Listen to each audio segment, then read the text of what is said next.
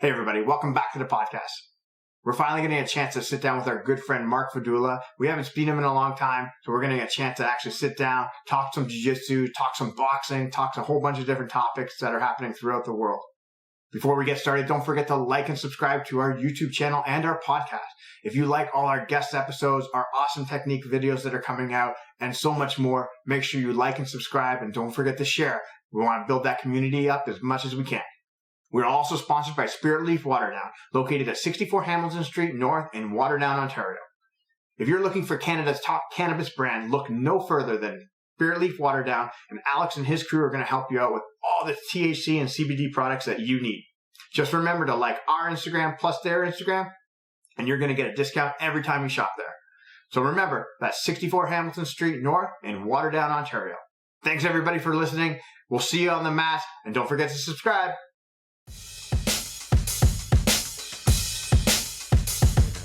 No, they have some strict laws going on right now. Yeah. No, it's like another level. Like people complain about Canada and people have been complaining about Ontario. That's one level. Like, don't get me wrong. Like, I don't agree with everything that's happened either, but like that's like one level of like shutdown. Like Australia, New Zealand, that's a whole other fucking level. You're doing some lockdown, watch your shit kind of stuff that's going on there. It's weird. Yeah. I have a friend who whose mom has a gym in Melbourne, Frontline BJJ, Australia. I've been seeing it on Instagram. They just stayed open. I don't know if it's just by province or fuck, man. Jiu-jitsu people don't give a shit about COVID. I love it. Melbourne's been shut. No, I think Melbourne's been shut down off and on for a while. Yeah? Like, they've been having like rotating. So they've probably just been low key. Like we're gonna train. That's nutty. Yeah, I think a lot of clubs, especially like overseas, especially like in New Zealand, Australia, like guys are still training to some extent, but they've been just keeping it lower key, not posting stuff on social media. Obviously, the professionals are still working and doing what they need to do. But before we get even started, like, welcome back to the show. We have Canada's very own version of Craig Jones. It's the second place medalist blue belt. That's all he can get to. Mark Faddoul joining us today on the Choking Hazard podcast. And you know what? Mark Faddoul does not like gold medals. He is a second place shooter. Mark always finishes second, just like in life. Yeah, always second place second. all the time. You will always finish second. Hey, get your mind out of the gutter, Aaron. Get your mind out of the gutter. Junior white belt, Ontario champ. Adult blue belt, lightweight, different story. But hey, man, thanks for having me, guys. Appreciate it. Let's shoot the shit. So yeah, man. Shoot the shit. So first question, I want to know, why did you leave me? You were my first student. I was. Dirty creonch, you traitor motherfucker. 2016. I remember that 2016 at Lifetime. Fuck, man. It was me. No. Whoa. We're gonna have to edit that out right there. Whoa. We don't talk about them. We don't talk about them. We don't talk about them. We're gonna edit that out. We're just gonna leave what we just in there, so people don't know. But it's sorry, the gym that we do not speak of. Go on. Yeah, the gym you do not speak of. Yeah, shit, man. Fucking my jiu-jitsu career is by that man right here, the bearded, not ginger bearded guy with the choking hazard hat. Man, that's a little racist. What did you say? A little ginger beard guy? The non-ginger bearded guy, Mike Briers. That guy. Yeah, man. Dude, I remember starting jiu-jitsu with you. I was like, shit, this is fucking sick. And then the hiatus for a bit, and then went over to submissions, BJJ, body of four. Who recommended you go there, by the way? I just want to say. You and my boxing coach at the time, Vinny Callio. Yeah, so I was just like, hey, like maybe you should go check out this because you live in Milton. Or like, hey, why don't you like borderline Milton, Mississauga? Yeah, because the issue was at the time is like I had a program pre what were me and Aaron rebooted and was taking off and it was having great success with until COVID shut it down. But at the time it was like revamping like a slow burn no-gi program, getting things going, and then Lifetime or no, I can't say the name. It's Jim, we should not screwed it up. Almost screwed it up. Jim that we do not speak of decided. We just bleep that out every time we say that, Jim. We just boop. bleep it out? Beep. Yeah, why not? So beep decided in upper management to rip out the mats and went from having an old hey, let's have a jiu-jitsu program to nothing. And then I remember you messaged me one day like crying, like, oh my God, I want to keep training. I'm having so much fun. What do I do? And I'm like, well, where do you live? Like maybe we'll find a program and get yourself set up there, and away you go. I think you were telling me 5 years ago. I was like, yeah, it was 2016. End of maybe 2016 to that maybe beginning of 2017, somewhere around there. Yeah, shit. Damn. It's been a while. So you got your start, and then you left me. You stabbed me in the back. I show up from time to left time. me for dead. No, you show up from time to time. No, but you know what? At the end of the day, I'm happy you just kept training, because I knew like I could see like you were enjoying it, and you're like, okay, like I want to keep going. This is something I want to pursue. Hey, jiu-jitsu is addicting, man. Jiu-jitsu is very addicting. It's like it's a drug that just keeps giving. And I was your first drug dealer, Mark. First jiu-jitsu drug dealer. Nice indeed. But yeah, man. How's training been with you guys so far? Busy? Oh, we're trying to get as much training in as possible, obviously, with the way the world is, kind of where the pandemic's been obviously treating everybody. But I mean, like, it's pretty much kind of back to normal. I mean, to most extent. I think most clubs have kind of like obviously like dealt with all the situations that they've come through, been able to kind of keep a community going. And like, as we were kind of like talking previously, like a lot of people have kind of either shifted clubs or moved to different teams, and teams have changed different names. We've know a couple people have changed different affiliations. So I think it's been a good transition, especially like in Ontario, especially Canada. But I think we're going to see a lot more kind of change as the months progress, especially as we start to head into the winter, because that's going to be an exciting time. Like, we just got through the first couple of tournaments that are coming up down the line. We had the Ontario Open just go through, obviously the AJP, the Abu Dhabi Tour. That's coming up at the end of the month. So that's going to be exciting to see. And then we're just going to start to see a lot more, hopefully, transitions into different tournaments.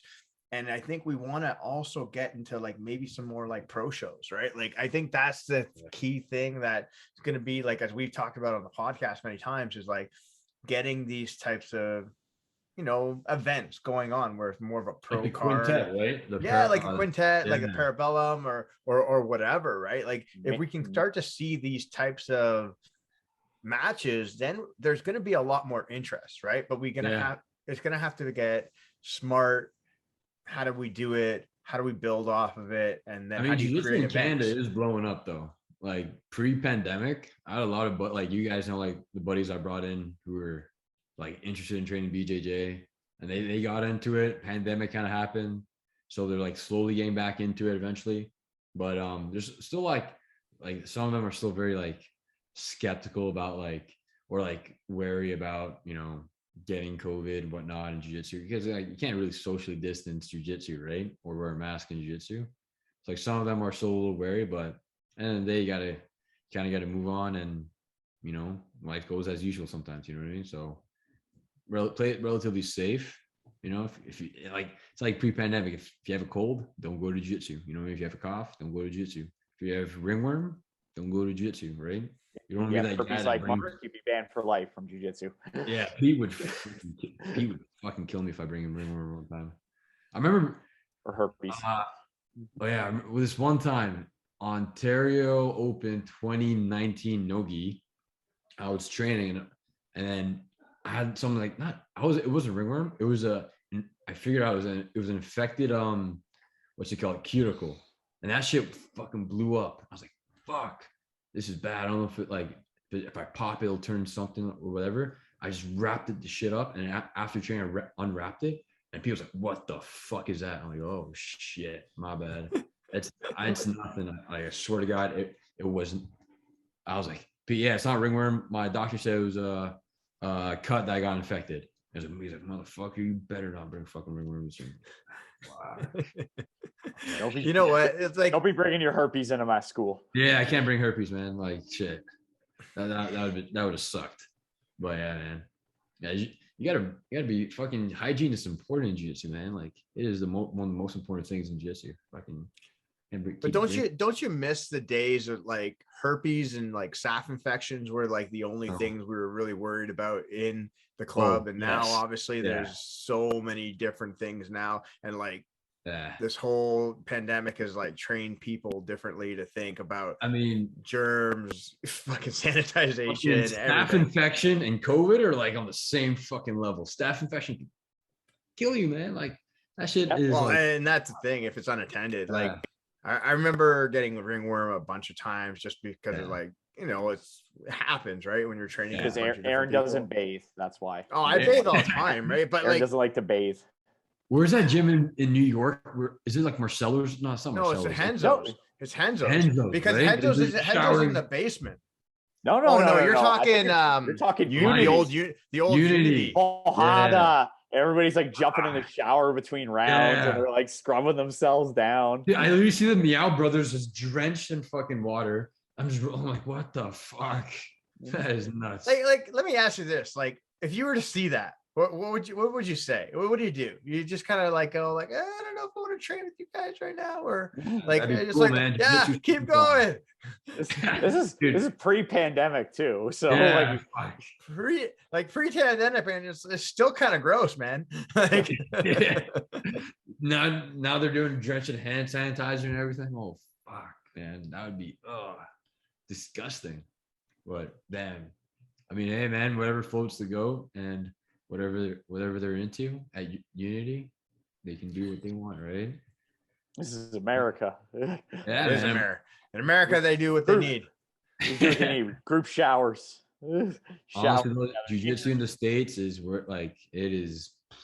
That's the place to be right now. Kind of like everything. Like tournaments are back to normal, and like like the Mecca is turning into Austin, Texas. It used to be like San Diego, California, like all up around there where you had Dan or Death Squad's moving there, right? Well, not the Death Squad anymore. It's New Wave Jiu-Jitsu, sir.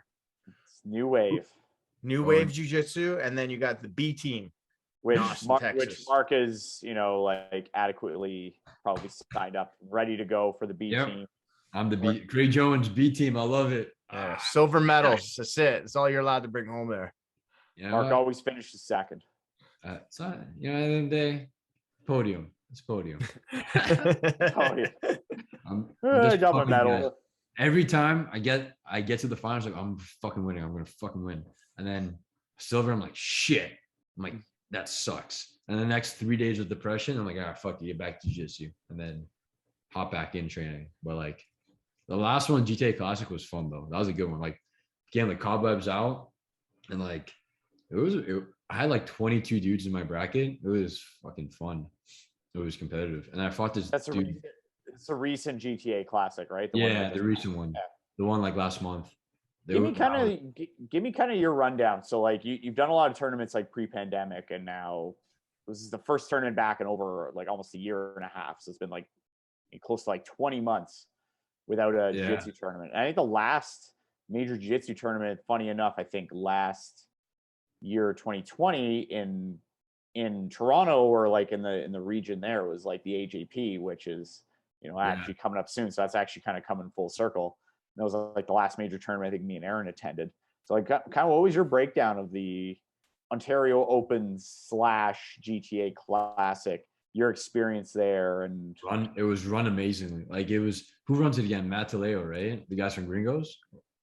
So Gringo's running the Ontario Open portion, and then Tony Isaacs is running the GTA Classic portion, the gi side of things. Literally, I felt like back to normal. Besides, like, you know, gassing out within the first round, I was like, "Fuck, damn," it was rough. But yeah, literally, like the organization of it, freaking nuts, man. Like everything was on time, everything was on point. The only thing that was probably not different, but like in the warm-up area, the bullpen, like everyone's kind of like socially distanced, right? But like that's probably like the only difference, right? But like everything else was spot on. Even the mat like like area was kind of weird. It was like, instead of like all the mats together, it was all like jagged, like, you know what I mean? Like it was a big. Oh yeah, because they kind of spaced it out, right? So yeah, it's kind of and like in this coaches in big the middle. L. Okay. Yeah, the coaches in the middle. Like that was cool. I mean, like it was all right. Like I kind of like when like spectators are like close in the action though. That's like the fun part of it. You know what I mean? Yeah, you're getting a different feel, right? Yeah. Like it's more of a quiet feel compared to like a lot of people. Yeah, and I mean like nothing like that's like I know if like Tony Isaacs and like Gringo and Fernando, if they want to put it back to normal, they would. But right, fucking Markham Public Health and all those stuff, like all those dudes are like one spectator per athlete, and then spectators on one side, right? But all in all, it was perfect. It was, I mean, besides coming second place, but that's par for the course for you, though. Unfortunately, yeah, I know. Fuck. Well, like Mark and I were discussing earlier, so there's a conspiracy theory that there's here we go. There's a certain team, like that, because the OJA is they just lean towards a certain way depending on refs' decisions, right? Can't confirm or deny that. I don't know, but that's what I've heard. Conspiracy theory. Okay. That's the conspiracy theory, that they lean towards certain opponents depending on what's next, Aaron? You're going to tell me you have an immune system? Like what is We need to see the empirical evidence, Aaron. We need to see empirical evidence. That's all I've heard. Yeah. Oh, rumors, hearsay. So tell me about this conspiracy theory about how things are being leaned in a direction. That's all I heard. It's just they're leaning towards certain teams. I'm not going to confirm or deny which teams they were. I'm just saying. Politics exists everywhere. They exist in work, sports, jiu-jitsu, right? Like, so it is what it is. I don't have a professional opinion on that, but have you experienced, like, this is something I've talked about with Aaron a lot. Like, have you experienced like jiu-jitsu politics yet, like in your upcoming career? Because, like, for example, like working with me, I was like, hey, like, unfortunately, we don't have a program here right now. You need to find somewhere to train. And I think I was pretty open with it. Like, go fucking find somewhere to train, for the love of God. Keep going. But like, have you experienced like politics or anything like that, or like stories of that, or things that have happened, things that you're just like, that's kind of not what I was expecting when I was getting into this? I'd say that like that. I mean, that's every sport. The territorial thing, like the loyalty of it. Like you got to be real. Like loyalty is a big part of this game, because you're training and you're literally fighting alongside like your brothers and sisters from your gym, right? So like a loyalty standpoint, like that's a really big part of jiu-jitsu. Probably that's still like the biggest political factor within jiu-jitsu, like the loyalty aspect. Like dudes training, they go to one gym, they train at another gym, they just dabble around, but hey, to each their own, right? Like for me, like I think I found my home at Body of 4 and submissions, and like those dudes help me where I'm at right now. You guys also help me where I'm at right now. I think cross training like is different from just hopping around from different gyms, right? Because cross training is important. Like I cross train with you guys, and I'd pop in from every now and then at used to pop in every now and then at Thomas' place, and fucking I also go over to like Forged Martial Arts, or Taza's Professor Martin. I can't even pronounce the last name. You remember Taza, blue belt referee guy? Yeah, no, he was at like Battle Arts before, and he apparently that's his gym now, but he opened up a new gym and got a black belt to coach, and I'd cross train like every now and then. During the pandemic, I'd go there quite often because they didn't give a shit. I mean, that I think of. Mark was like, "Fuck it, whatever. Yeah, I'm good. I'm 21. I got an immune system that works. I'm gonna roll. I have an immune system." Dude, there's this one dude giving some dude the COVID vaccine behind like the gym. I was like, sick, man. Fuck. Like, go get that protection, man. I think I've seen that. I think I've seen that in the Aaron at the gym that we do not speak of. I saw just a whole bunch of people getting vaccinated in the change room. Oh, that's what it was. Oh, okay. Yeah, it makes sense. Well, at least they're being safe about it. Hey, they're being safe. Because I know that gym they're doing the vaccine passport, right? So apparently all the dudes were, juicing up the vaccine back there. So Nice ball, right? Fuck. But yeah, You gotta be safe. You gotta be safe, especially in this environment, right? honestly, a mask you can only go so far. You gotta get the juice on. You gotta get the juice on. Yeah, there's actually another jet. So because Lifetime was closed down, right? Yeah. Gym. Man, this is I gotta edit this. You're creating a lot of work for me. You gotta beep that out. All right, Aaron. You gotta beep that part out. But that gym was closed. Like my weightlifting gym was closed during the pandemic. And like Pete's got like some good shit at his gym, but it's just like a squat rack, a couple dumbbells and stuff, which is cool. Like it works.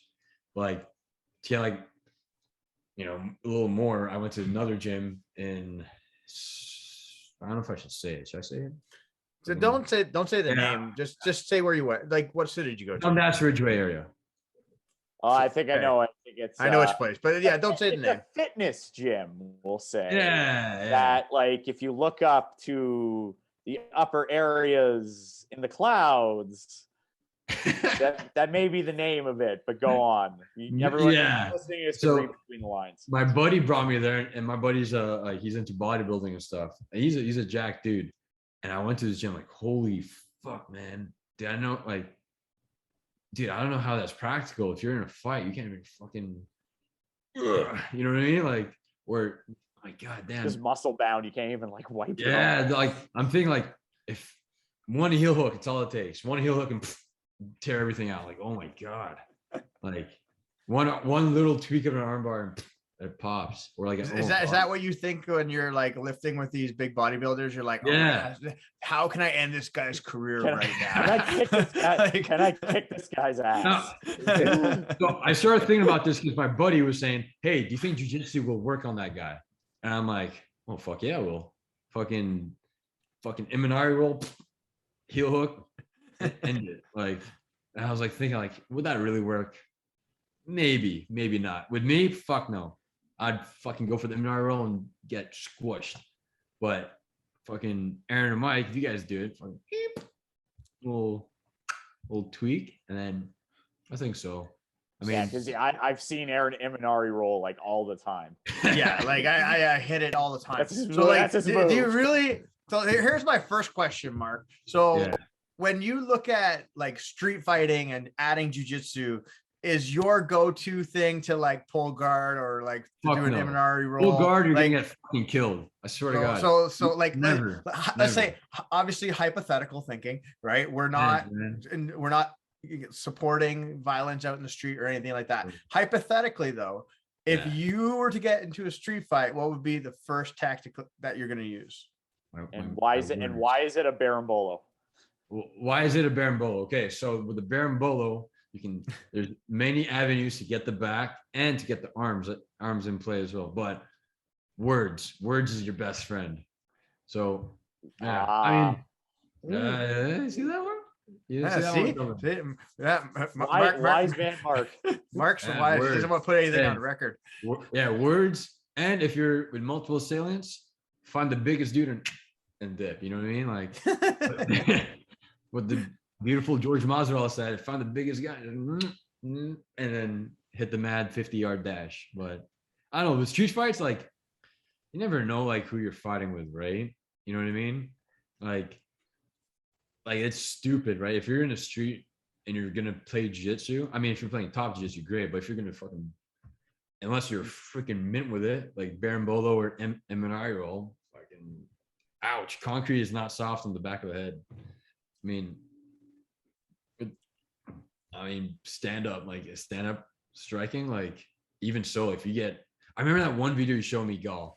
One dude got clipped and just whoop, and his head boom around the concrete. I'm like, yeah, no, that's the scary thing about, especially when you look at like anything in a street fight where it might be simple, perfect technique laid out, and then you clip the guy and you knock him out, but then he smashes his head off the pavement, right? Like you're not in the gym, and then now it's assault, and now you could get again, if he dies, it's a manslaughter, it's a whole bunch of different things, right? So I think obviously we should leave the fighting in general, like obviously in controlled areas or like in professional fights, for example.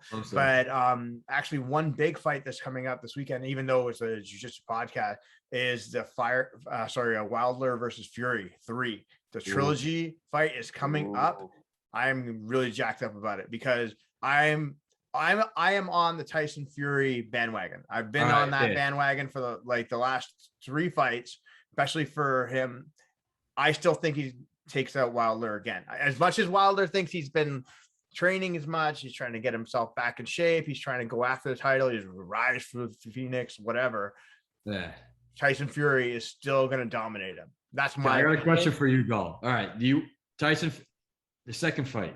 Do you see Fury's glove? A little, and right in the pocket in the seam. Sure. You know what I'm talking about?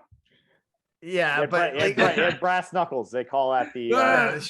So like, what have you been hanging out with Wilder or what? No, I'm saying, do you think it's gonna happen? Okay, but like, there's no way he was able to shift his hands out of the gloves to make it sound like that's just the way that after the fight kept going, the way the gloves were moving. Like I don't have the answers. I wasn't there. But I mean, when your trainer watches them wrap, watches them put the gloves on, signs off on everything, there's nothing else. So everything's watched. It's not like the old days where they would take the horsehair out of the padding or like, like the Cotto and Margarita fight and all that kind of jazz where they would, the paste was on the wrappings and then it turned into a cement block inside the glove. Like those days are done. Like that doesn't happen anymore. So there's so much money on the line and there's so much regulation involved. They're not going to risk to have a faulty glove in the ring. So like his whole theory is horseshit. Like I just think he just got beat, plain and simple, and he's just trying to find any excuse that he can hold on to. That would make sense. He got gassed out bringing that like 500-pound like metal. Yeah, fuck, that's a shitty excuse as well. What the fuck did you bring to the ring? Wilder had the wrong game plan. He had no game plan for what Tyson Fury was going to do, and he backed him up. He put him on his heels. He put his weight on him. Like he was drinking water at the weigh-ins to get himself heavier. Like that's how smart this man is. Like again, he's going to come in with another game plan. That's good. He's going to. I don't know. I'm not going to make a prediction, but he's going to be successful. I know that. I mean. I don't know. Some dude just got knocked the fuck out in the background. Look at that. I just saw that in the back. I just saw some guy get laid out. Yeah, Alex Hernandez.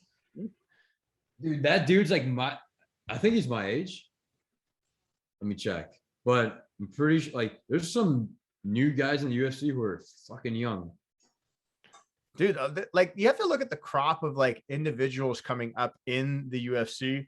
And especially they've been training since probably like so much younger than like when you started jiu-jitsu or even like when Mike and I. He's like 29. He's 29. I just feel he's always on his deathbed for Christ's sake. He's on his deathbed. It's all downhill from here. Once you hit 25, it's all over. But these young athletes, they're being trained so young in jiu-jitsu, striking arts, and all that kind of everything else. They're just getting so much further ahead in the game nowadays, right? Where back then, okay, it was still everybody's trying to figure everything out. They weren't mixing all the martial arts together. Like GSP was like that first one to bring everything in as a professional athlete, right? Yo, GSP, man, greatest of all time. Now it's a different animal.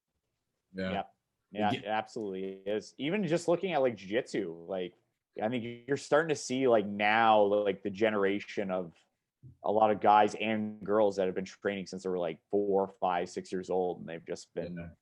And it's going to continue to progress as well. Like it's nuts. Like I'm trying to think of some local dudes. There's that one dude from your gym, Mike. He's like, I forgot his name, but he's like a green belt or orange belt. What's his name? Adam. No, I know Adam. Blue belt juvenile, yeah.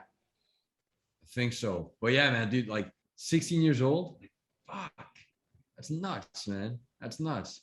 And just imagine them in like what 6-7 years time when they hit like past like the growth spurt, whatnot. They pack on some muscle. Like that's gonna be dangerous, freaking very dangerous. But we've now replaced Aaron Gall with Clark Kent on the podcast. Clark sorry, Kent, no, my eyes are burning. How are you doing today, Clark? I'm good. No, my eyes are burning. I don't know what it is. It's just I am either tired or just the light in my eyes. I don't know. Whatever. So ignore me. It's just glasses. But yeah, no, we're just talking like the evolution. I like the Rotulos, for example. Like they've been kids. Like when I was trying to breaking in, like it seems like a century ago when I was doing jiu-jitsu, and now I'm all washed up. But like back 2013, 2014, like these kids were like yellow belts, and they were like just young kids. They were like probably 11, 12 years old. They're like 18 now, right? Now they're like 18, and they're 18, tearing up the scene. That whole team, like that. Mendo's bros they're no longer with Eidos, right? They completely dished out, right? No, they're their own brand now. Yeah, okay. They're their own brand. They're two different affiliations. But Ty and Cade used to trade up there as well. Yeah. Now they're down at Autos, but I think you're starting to see like the generation of like these young kids. Because, like, look at the top people that have been winning titles. It's been like, Ty won the 185 title, who's number one. Cade won the 155 title. You got like Nicky Ryan, who like just turned 20 as well. So he's going to be young. He's going to be around for like ADCC, Grace Gundram's like Nicky Ryan's 20, only 20. He's only 20. Yeah. And Gordon Ryan's only 24, 25 right now. I think he's 20. I think he may have just turned 25, but he's somewhere in there, like 24, 25. He's not even 30 yet, right? So, like, when you look at all these young champions, there's still tons of growth. And obviously, the growth is just going to keep going further and further. You think they've reached their peak yet? Or they're about to reach no, their peak? Or like, not at they're all. About to reach? I still think there's tons of reach. Mika Gavau's like 17, 18 years old. Yeah. He's only going to get better. Ty, Cade, they're only going to get better. The thing with jiu-jitsu, it's not like it's a long-term goal as well, right? Like you can be a fucking dangerous motherfucker at 35, 38, 40. Like Cyborg. I don't know how old Cyborg is, but he's an old dude. Wow, good old TRT and replace good old like he vaccinates himself very frequently, we'll say. A lot of frequent vaccinations with that man. So how's it? Okay, I got a question. How's it work at, for example, IBJJF World Black Belt? You win, don't you? You don't get tested, right? Unless like they're testing all the gold medalists. So when it comes to testing currently, gold medals, adult worlds, they will test the black belt. I think they'll randomly test some, and then others, you like basically if you win, you'll get tested. But they're not testing any silver medalists, right? No. So that means you know what that means, Mark. There you go, Mark. Time to get the vaccine. Time to get the vaccine. Shit. That's crazy. No, I mean, like, I think it like whenever you look at money, when money's on the line, and if they're going to start paying guys, that's where the drug testing is really going to come into play, depending on the tournament, obviously. Hey, jiu-jitsu is still just, it's not even mainstream yet, jiu-jitsu. It's like, because UFC MMA is just like touching mainstream, right? Once jiu-jitsu, I don't know when that will happen, but you'll just see a flood of people going to jiu-jitsu schools, right? Like, I'm not an expert to say, but I think jiu-jitsu is like gonna touch mainstream soon. But I still think it's relatively like niche, very niche sport. It still is. I don't think it's as niche as it was maybe like 10 years ago, but it's definitely gaining a lot more popularity. And I think FloGrappling does a very good job of creating some events and creating some buzz and like hey, like here are the stars of the sport and tune in and watch them kind of thing. I think they do a very good job of that and like building hype for like those recent Who's Number One tournaments were awesome. Hey, I give it to Gordon Ryan though, although he's not a very controversial dude when it comes to like in the jiu-jitsu community, but he does talk his shit and he does bring hype into jiu-jitsu a bit. Like he does bring some entertainment aspect to it. Because like for it to really blow up and whatnot, whether you like it or not, there has to be some sort of entertainment aspect to it. Like in the UFC, you got like Conor McGregor, Patty the Batty, fucking all these like George Masvidal, right? Like it does get butt to seats and it does get eyes to screens, right? It's polarizing, right? Yeah. It's going after again, it's the eyes, the ears. It's all about creating an entertainment aspect to it. And it's interesting because I was having a conversation with one of my coaches over it, because we're talking about the weekend, and some of the matches were great when they were at high pace and you saw transitions happening, and these matches that were lasting, even if it's a 10-minute match, you're getting good transitions. People looking for submissions and going. But then when we got into some of the title fights, or like the more advanced individuals, there's that stalling aspect. There's that waiting, and they're not passing. They're not pursuing the next opportunity. And that's where like ADCC rules come in. Exactly, right? Because you have to like figure out this whole thing where you're going to get two competitors that will stall each, or one has that stall out tactic. And again, if we're talking about entertainment, right? And I'm trying to show my friends and be like, okay, hey, this is the sport that I love. And it's two people. Scissor banging, match. 50-50. And totally, it's this is what they want to see. Look, take a look at this. Don't you think this is so cool? And they're like, yeah, bro, this is awesome. It's like, no, like, what the fuck is he looking at? Right? Like, they don't understand it. So again, when we talked about like even like the quintet, for example, like that's entertainment value. Like there's a certain time frame. They have to get that submission. There has to be rules set in place that force the action to happen. And that's why ADC is a great rule set. And same thing like quintet. Those types of things are going to drive it. There's still those things you need to figure out, but it's almost there. I give Rory a lot of credit, man, for organizing the quintet. Man, that was sick, man. You got a lot of body of four guys in there too, like a lot of guys from submissions and our HQ. It was freaking entertaining as fuck. Can't lie. Well, Polaris, I think, was the first one to start it. Yeah. And then was it? Yeah. Yeah. Polaris was the like first one. Yeah. Polaris, and then there's a Casa. They haven't done anything. Kasai. Sorry, yeah. Kasai. Casablanca. Casa de jiu-jitsu. Yeah, and then jiu-jitsu. Then there's like Third Coast Grappling. You got the Fight to Wins. Oh, High Rollers. They had a cops versus stoners card. Yeah, quintet. Yeah, I saw that. Dude. So Mark, would you be on both sides of that? Like, what would you? I'd be on the cop side for sure. No, yeah, I'm not no criminal. Oh, in the States it's illegal. Here it's recreational, but I think they do it in California, so it's technically legal. Oh, true. Yeah, they didn't like.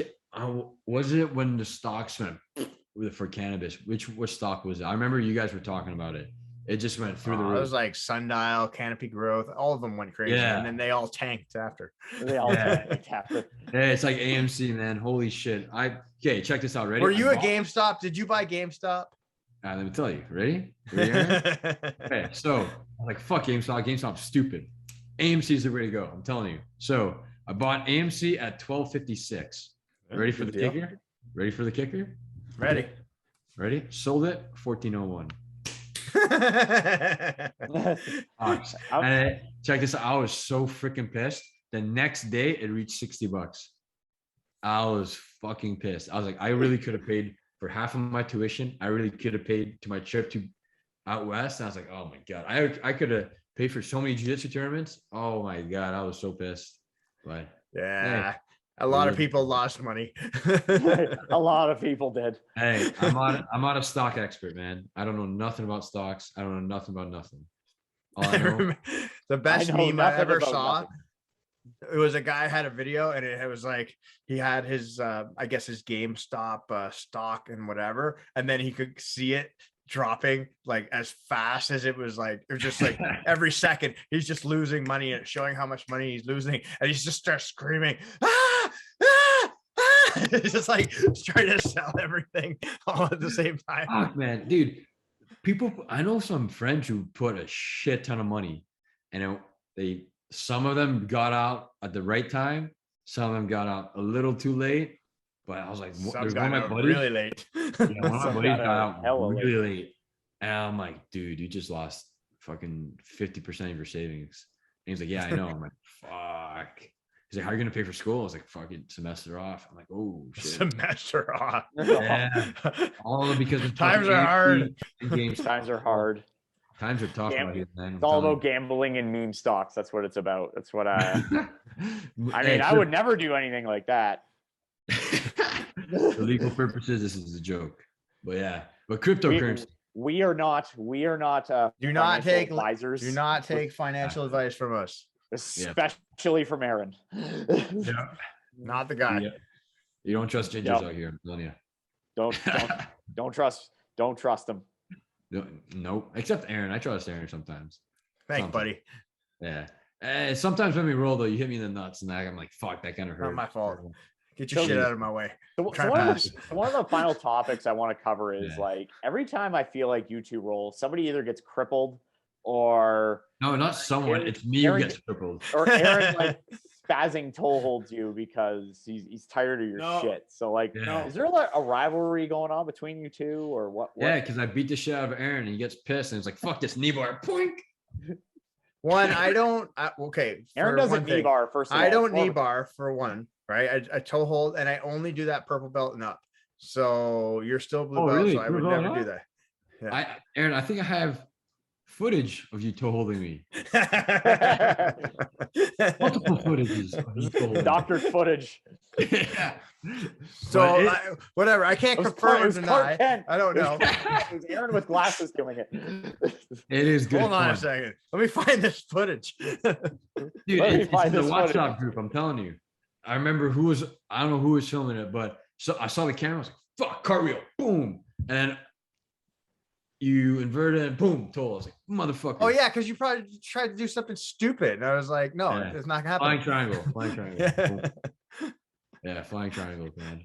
Hey, I think what it is, Mark, it's just because like, you're body of 4. I'm former body of 4. So I feel I have to defend myself, like my honor, because I'm not body of 4 anymore. But really I always be body of 4. So I'm here to just coach you as like a surrogate father type thing. That's really what it is. Big hit father.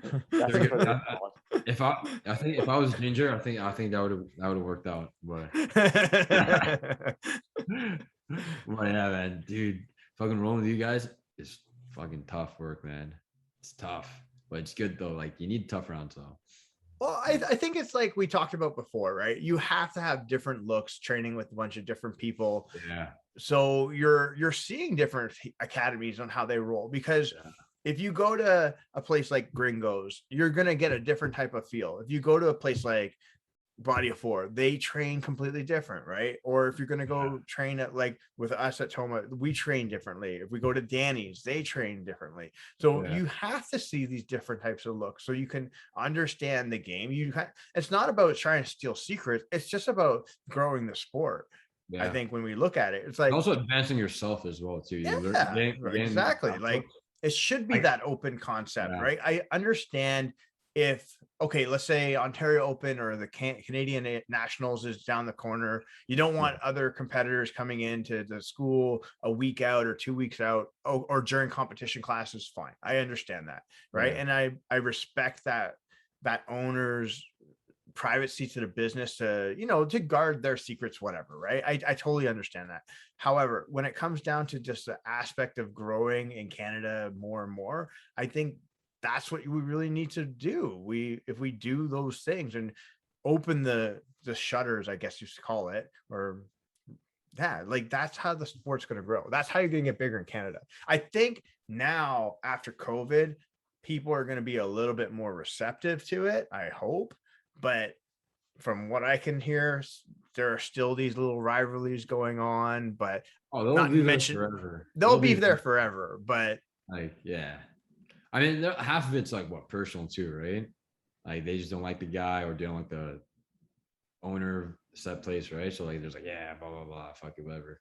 But I mean, like, dude, cross training is fucking sick, dude. Just like I feel like sometimes I plateau and I'm like, fuck, I gotta train X place, Y, and Z, right? Like I'd sometimes pop in at because at the police station we got rolls and too, and rolling with those guys are just fucking tough motherfuckers, man. And it's good to see different like looks and places. Like it's like I feel like when I plateau, I just go back to like my triangles. Like fuck triangle. Fuck, this sucks. This fucking doesn't work. So then we go to like cross train at different spots. You're like, okay, I'm gonna work my top game now. I'm gonna work my passing game, and not bad. I was like, okay, I can, I can get out of this plateau, but next one's fucking coming, whatever. I feel like that's what you need sometimes. You need different looks. You need to train with some different people to kind of see how other people are reacting to your game. Because if you're always training in the same spot, I think everybody's like, oh well, Mark's gonna like do this and that, and you start to know each other's games. You know people's games, right? You just learn different things. You know habits, you know where they're gonna roll, you know what they're gonna go to next, and it's about breaking habits. Yeah, man, that's why open mats are the fucking best, man. You go to the other gyms and just roll. Fucking, it's a lot of fun. Like, they're the best when everybody's on the same page, right? When everybody's on the same page to just go and roll and have fun. Yeah, if it's awesome. just training. Yeah, if it's just training, right? It's not a fight, right? You're not competing for the fucking Ontario Open golds, right? Like you're not going for a gold medal. You're just training. Or silver in your case, but every time I'm gonna think like, well, I'm in the finals, I'm like, fuck yeah, I'm gonna get that silver. Yeah, fuck.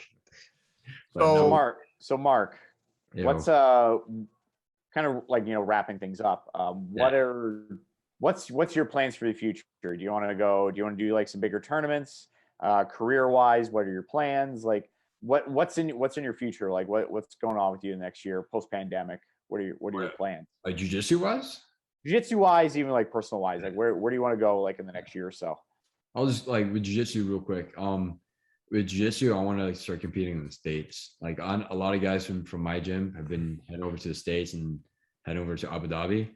I eventually want to do that. That would be that's where I'm trying to go. Like pre-pandemic, that's where I was going to compete at what was it, in March, right? Pan Ams. Yep. So I was going to compete at the Pan Ams in March. And then so I felt like I was getting to that level. I was like, okay, I can start competing internationally. And then pandemic hit. I was like, fuck. And then that went out the window, but I'm back in schedule and just compete locally, get the feel of it now. Just the GTA Classic and do Abu Dhabi the 30th, health permitting. And then, and that's jiu-jitsu. And then life, got one more year of university. And then, hopefully get hired on by Peel Police. I'm an auxiliary right now at PRP, and we just finished up our auxiliary training, so that was fun. And we did a bit of jiu-jitsu there. That was fun. It was like basic, but it was still something. Like you get to show them stuff. Technical stand-up. There you go. But did you pull out their lapel and then like wrap them up with it, because that's real fighting? So I went in, did lapel plata, got a lapel guard. And then did like a little knife choke from there, and then that's where like ideally I want to get at. I train with a lot of coppers too, so that's really good exposure. And just I don't know, like that industry is something like really appealing to me. And I think jiu-jitsu and policing like interrelate at times where you kind of don't wish it would interrelate, like in altercations and stuff. Mm-hmm. Where you actually have to go hands-on, but it's good to have jiu-jitsu on your duty belt, because like I remember what Matt Stewart was saying on the podcast like last year, saying like only like 5% of cops know jiu-jitsu, but imagine if like that gets, that percentage grows over time. I personally think you'd have, you're not going to completely rule out lethal force, but you're going to have died down more on the use of force, because more comfortable going hands-on and whatnot. But at the end of the day, each situation is unique in itself, so each situation is completely different, right? So but I think cops knowing jiu-jitsu would go a long way. I know some counties and some PDs in the States are making it like, they're not mandating it, but they're like, hey guys, if you continue jiu-jitsu twice a week, blah, blah, blah, you can look good in a promotion and whatnot. So that's where my life is at right now. And then jiu-jitsu and school, and then hopefully policing. That's the goal. Awesome.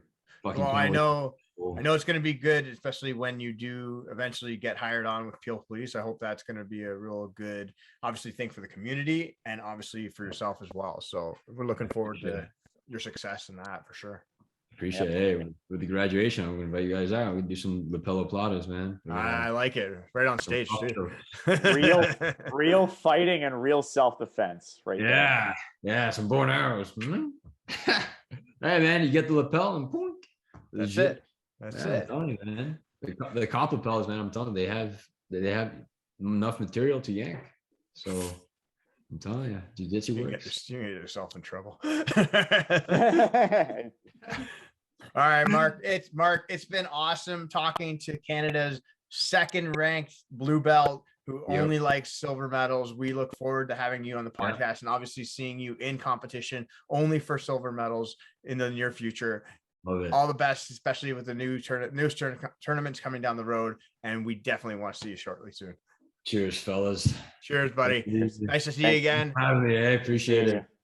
Awesome. Hey, thanks, everybody.